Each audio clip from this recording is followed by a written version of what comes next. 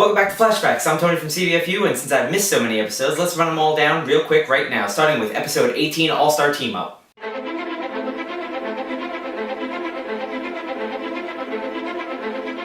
Alright, so this episode introduces a classic Atom villain, the Bug-Eyed Bandit, better known as Bertram Larvin. Well, in this episode, it's actually a Bree Larvin. They decided to do a gender swap on this character, but otherwise, it's more or less stays true to the spirit of the character, minus the costume. This is the first inkling we're getting that Cisco Ramon is going to become Vibe, because he's having these dreams of a previous timeline that he should have no memory of. But we'll get more onto that much later on. So I like covering a lot of uses of Flash's speed and powers. This one introduces one that was actually new to me even, which is he uses the built-up static charge in his body to actually act as a defibrillator to restart Cisco's heart. Lastly, to finish up All-Star Team Up, we're getting the first hints that Ray Palmer is actually going to shrink as the Atom. But again, we'll get to that later on in this video. Moving on, let's cover episode 19, Who is Harrison Wells? This episode's villain is Hannibal Bates. He's a Green Arrow villain, better known as the Everyman. Keeping with the 52 motif of this series, the camera in the squad car that gives us the shot of Everyman disguised as Eddie Thawne killing those two cops is actually labeled as camera 52. Lastly, and what I feel is the most important thing about this episode, is actually something it does to better Arrow, which is give Black Canary her canary cry. Rather than her being a metahuman, since she was never a part of the particle explosion in Central City, and that's how they've been introducing the metas, they have Cisco actually build her a collar that emits the canary cry, much like her sister's grenade, but now it actually looks like she's actually screaming. So I think that's actually a good compromise for the show, and I've actually been enjoying how it's been implemented on Arrow. Moving on to episode 20, The Trap. This next one might be the writers responding to fan outcries that DC character costumes are too dark both in film and on TV, when Cisco notes of the future Barry's costume that the suit is much more red, and he digs the white background behind the lightning bolt. Now, while it didn't quite make it into the episode, in the comic book preview of this episode, there's a moment where Cisco, Caitlin, and Barry are all in the secret room with Gideon, and Gideon actually tells Barry that he's going to be the founding member of the Justice League. Now, in the show, it cuts off after founding member. In the comic preview, though, it actually at least gave you the Justice and the beginning of the word League, and then it got cut off. To add to Cisco becoming Vibe in this episode, we get what looks to be the glasses that he'll be wearing when he becomes Vibe. They're a combination of his new 52 glasses with maybe a little bit of a motif of the older ones, and I actually really liked it for the show.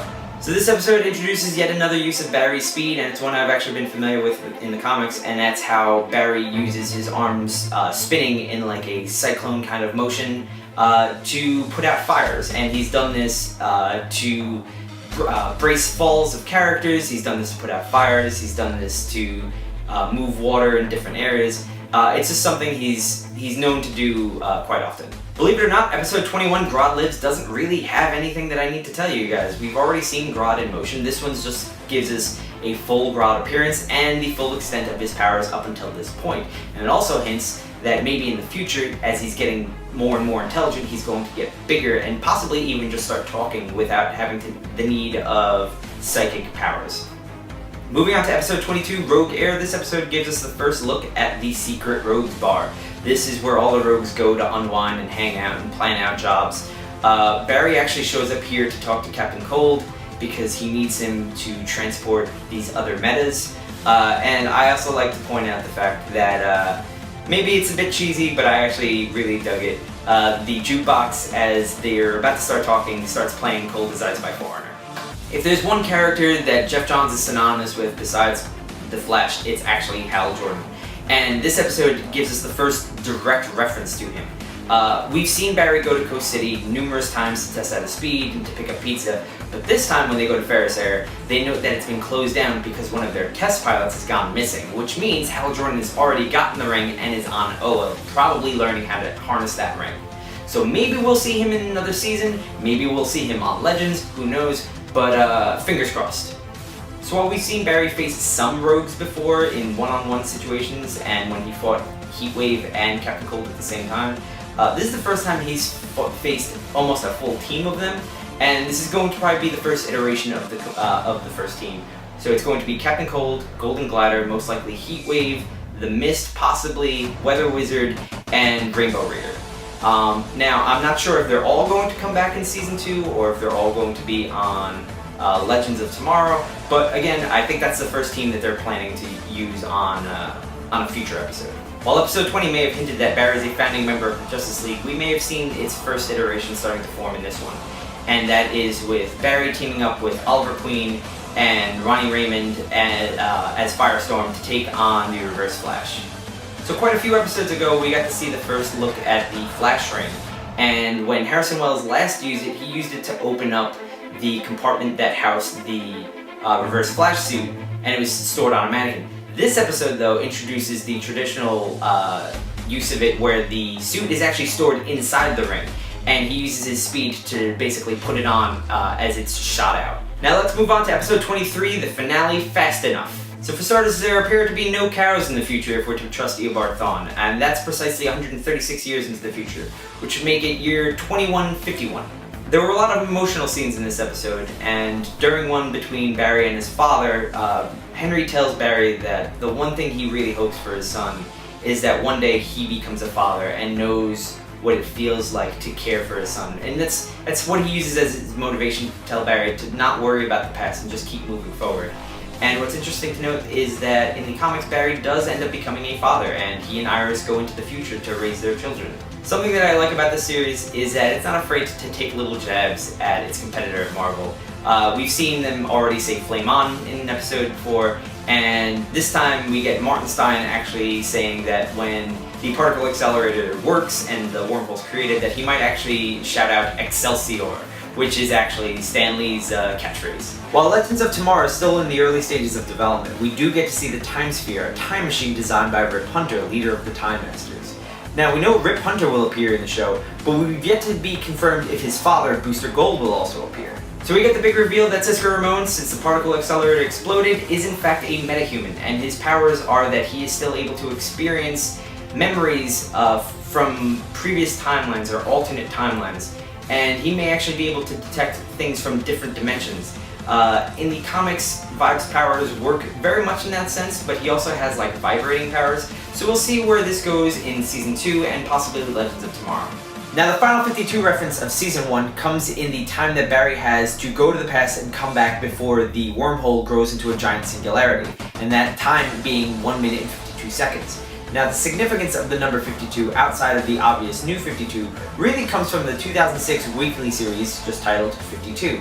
It's a series that focuses on characters like Booster Gold, Steel, Renee Montoya, Ralph Dibny, and basically a ton of B characters in the DC universe, basically filling the gap between Infinite Crisis and the 1 year later storylines that happened right after that event.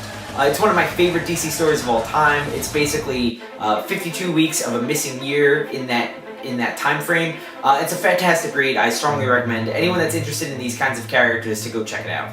And what may be the most exciting moment in this episode, when Eobard Thawne is getting ready to go into the Time Sphere, you see the helmet of Jay Garrick fly through the wormhole and land, and everyone's just kind of looking at it, confused on the floor. And it seems as though Thawne recognizes it, and he's like, well, time for me to go. And given the design that they used, I'm really hoping it is the traditional Jay Garrick and that he's an older speedster. I'm pretty confident we're going to see him in the next season.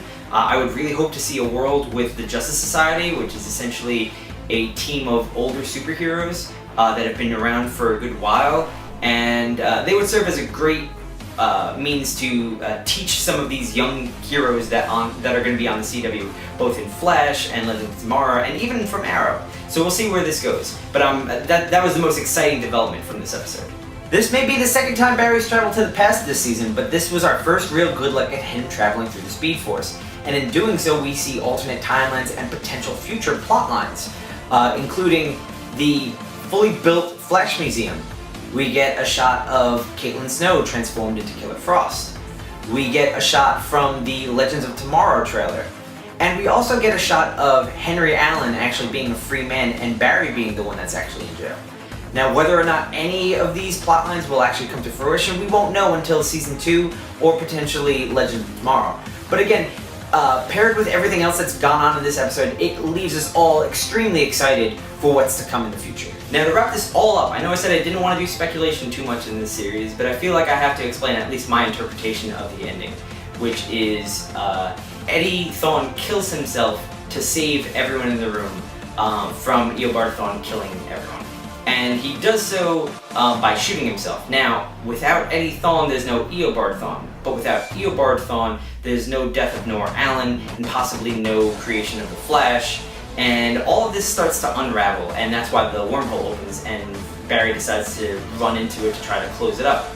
As he's doing so, we get shots of the city and the city reacting, and one of the people in the city actually happens to be Hawkgirl, who we will see in Legends of Tomorrow. And I thought it was just a nice little, quick cameo, just to show that she was already existing in this world prior to the events of the finale.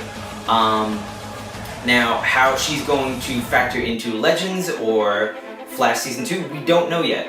But it's safe to say that I believe every one of us that have been watching up to this point is super excited and anticipating Legends of Tomorrow and Flash Season 2 immensely. So fantastic job to all the creators and writers on this show. I know I give a lot of credit to Jeff Johns, but everyone else that's worked on it, fantastic job. All the actors, everyone. It's my favorite show on TV for a reason, and it's one of the favorite shows of the admins of CBFU. Alright guys, that wraps it up for this one. Thank you for watching. I don't know if I'm going to do one for Season 2 yet. I haven't decided, simply because my schedule towards the end of Season 1 kind of fell apart, and I got very much behind. But if you would like to see me attempt it, just let me know, either in the comments or on the Facebook group, which you can find in the links below. Now, if you excuse me, I have a podcast to get back to. Bye.